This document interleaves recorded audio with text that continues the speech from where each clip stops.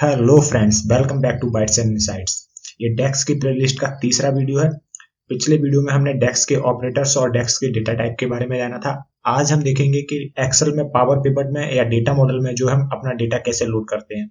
यहाँ पर हम एक्सेल वर्कबुक से, सिंगल एक्सेल फाइल से और मल्टीपल एक्सेल फाइल से देखेंगे कि डेटा को पावर पिवट या कहें कि डेटा मॉडल में कैसे लोड किया जाता है।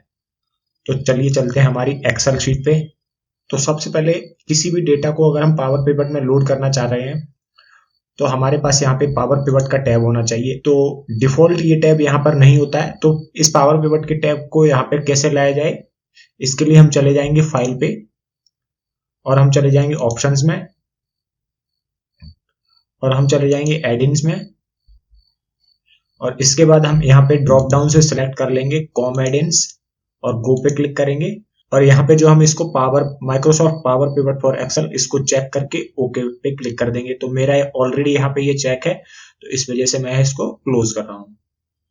तो इसके बाद जो है हमारा पावर पिवट का टैब यहाँ पे आ जाएगा। इसके बाद काफी सारे ऑप्शन जो है हमें यहाँ पे दिखेंगे। तो अब हम बात करते हैं कि डेटा को पावर पिवट में लोड कैसे किया जाए। तो हमारे पास ये डेटा है, इसे हमें पावर पिवट में लोड करना है। तो यहाँ पे कुछ प्रोडक्ट्स की डिटेल दी गई है। तो सबसे पहले हम क्या करेंगे, इस डेटा को पावर पिवट में लोड करने के लिए हम इस डेटा को सिलेक्ट कर लेंगे और पावर पिवट में आने के बाद हम यहाँ पे ऐड टू डेटा मॉडल पे क्लिक करेंगे। जैसे ही हम ऐड टू डेटा मॉडल पे क्लिक करेंगे तो ये हमें बोलेगा क्रिएट टेबल। ये इस डेटा को टेबल में कन्वर्ट करने के लिए बोल रहा है। तो हमारी जो रेंज सिलेक्ट है उसे हम जो है टेबल में कन्वर्ट कर लेंगे, ओके कर देंगे। इसके बाद जो है हमारा डेटा जो है पावर पिवट में लोड हो जाएगा। तो ये तो बात हुई हमारी, अगर सेम शीट में डेटा है तो हम उसे किस तरीके से पावर पिवट में लोड करें।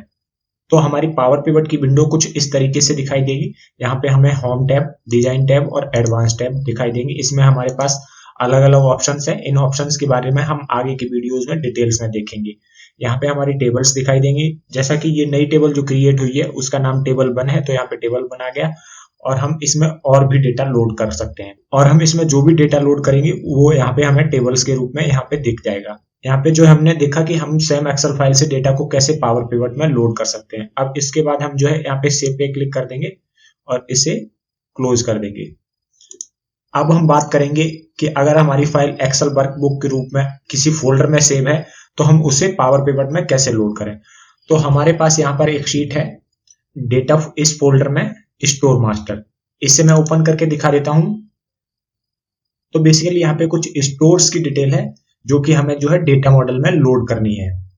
तो हम इसको क्लोज कर देते हैं और अब हम जाएंगे हमारे डेटा टैब में और हम जाएंगे get data from file from Excel workbook, इसे सिलेक्ट कर लेंगे और अब हमारी जो एक्सेल वर्कबुक जहां पे सेव है वहां पे नेविगेट कर लेंगे। हम डेटा फोल्डर में हमारी सेव है स्टोर मास्टर, हम इसे सेलेक्ट कर लेंगे और इंपोर्ट करेंगे।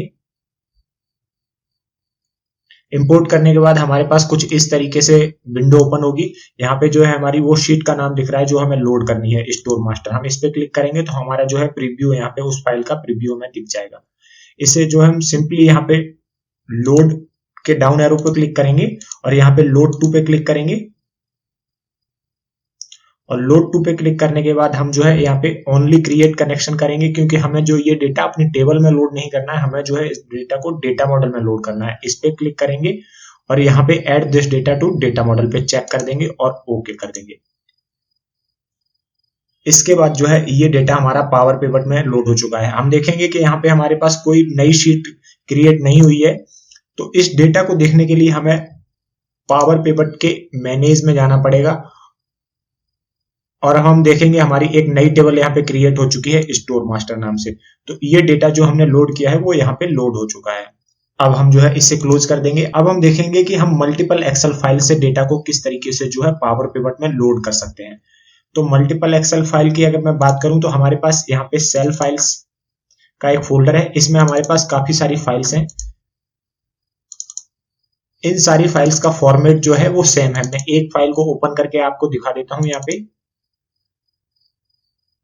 तो यहाँ पे हमारे पास इन फाइल्स में इस तरीके का डेटा है, जहां पे हमारे पास डेट, स्टोर ओनर नेम और कोड, प्रोडक्ट नेम, बोतल साइज, क्वांटिटी केसेस और क्वांटिटी बोतल, इस तरीके का डेटा है।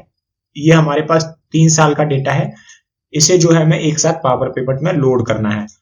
तो इसके लिए मैं वापस अपनी एक्सेल फाइल पे चला जाता हूँ और जाता हूँ मैं डेटा में और gate data from file from folder. अब हमें जो है एक फोल्डर से डेटा लोड करना है क्योंकि हमारी सारी फाइल्स जो है एक फोल्डर के अंदर स्टोर है। तो हम फ्रॉम फोल्डर को सिलेक्ट करेंगे और यहाँ पे हम जो है उस फोल्डर को नेविगेट कर देंगे जहां पे हमें जो है जहां से हमें डेटा लोड करना है।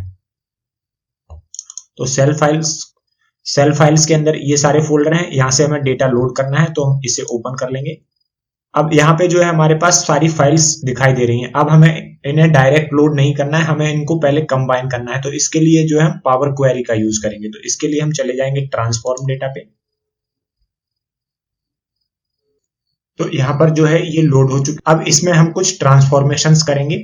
तो हमारी जो फाइल्स हैं उनका एक्सटेंशन है XLSX। तो इसके अलावा जो भी फाइल्स हमें यहाँ पे दिख रही हैं, जैसे ये फाइल्स है, ये फाइल है, इसको जो है फिल्टर आउट कर देंगे। तो इसके लिए मैं इसको फिल्टर आउट कर देता हूं और हमारा जो डेटा है वो यहाँ पे बाइनरी कंटेंट में है। तो इन तो बाकी सारे कॉलम्स की हमें जरूरत नहीं है, इनको हम सिलेक्ट करके डिलीट कर देंगे। अब हमें जो है इन सारी फाइल्स को कंबाइन करना है। हम दूसरे तरीके से भी इसको कंबाइन कर सकते थे, लेकिन यहाँ पे जो है मैं पावर क्वेरी का यूज कर रहा हूँ। यहाँ पे मैं जाऊंगा ऐड कॉलम पे और यहाँ पे मैं कस्टम कॉलम ऐड करूंगा। मैं इस कॉलम का नाम कुछ भी रख सकता हूँ। तो यहाँ पे जो है मैं एम क्वेरी का एक फॉर्मूला यूज करूंगा, excel.workbook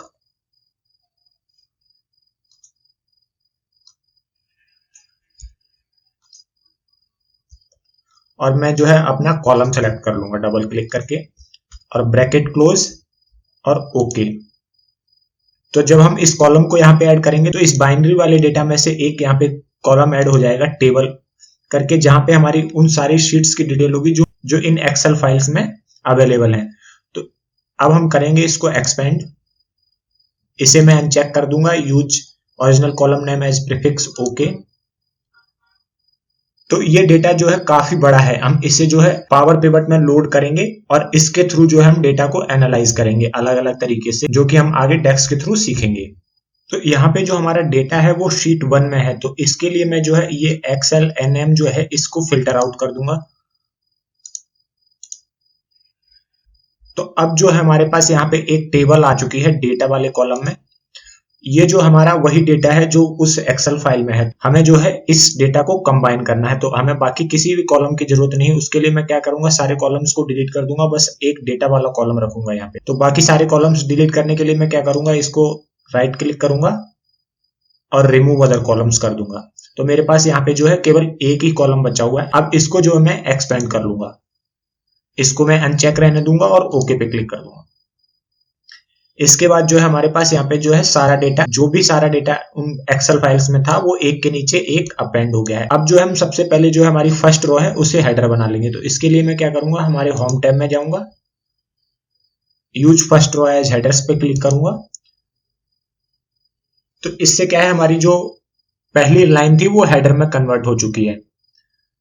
अब जो है हमारा डेटा ट्रांसफॉर्मेशन हो चुका है। अब जो है हम इसे पावर पिवट में लोड कर लेंगे। तो इसके लिए मैं क्या करूंगा, यहाँ पे जाऊंगा क्लोज एंड लोड टू, इस डाउन एरो पे क्लिक करूंगा, क्लोज एंड लोड टू पे क्लिक करूंगा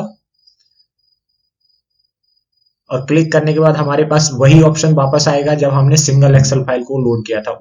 तो हम क्या करेंगे, ओनली क्रिएट कनेक्शन पे सिलेक्ट करेंगे और add this data to data model पे चेक कर देंगे और उसके बाद जो है ओके पे क्लिक कर देंगे। तो ये डेटा जो है हमारा पावर पिवट में लोड हो चुका है। तो ये डेटा हमें जो है यहाँ पे शीट में कहीं नहीं दिखेगा। हमको इस डेटा को देखने के लिए हमें जो है पावर पिवट में जाना पड़ेगा और मैनेज पे क्लिक करके जो है हम, हमारे पास एक तीसरी टेबल यहाँ पे ऐड हो चुकी है। यहाँ पे जो है हमें सारा डेटा दिख जाएगा। और अगर मैं बात करूं तो इस डेटा में हमारे पास अराउंड 22 लाख रोज हैं।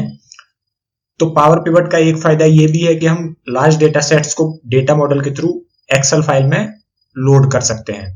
और मैं अगर इस फाइल को सेव करूं तो इस फाइल का साइज जो है हमारा होगा, ये फाइल हमारी यहाँ पे और इसका साइज जो है अराउंड 6.5 MB का है। तो यहाँ पे जो हम 22 लाख रोज का डेटा जो है केवल 6 MB में स्टोर कर सकते हैं। पावर पिवट का ये एक बेहतरीन फीचर है कि ये डेटा को कंप्रेस कर देता है। इसका साइज जो है बहुत कम हो चुका है। नॉर्मल एक्सेल फाइल में ये डेटा हमारा जो है 100-150 MB तक हो सकता है। तो इस वीडियो में हमने देखा कि हम सिंगल एक्सेल फाइल से और मल्टीपल एक्सेल फाइल से जो है डेटा को कैसे पावर पिवट में लोड कर सकते हैं। और हमने देखा कि सेम वर्कशीट में अगर हमारा डेटा है तो उसे जो है पावर पिवट में कैसे लोड करेंगे। आगे की वीडियो में हम देखेंगे कि हम डेटा मॉडल के अंदर रिलेशनशिप्स कैसे क्रिएट करें। Thanks for watching this video. See you in next video.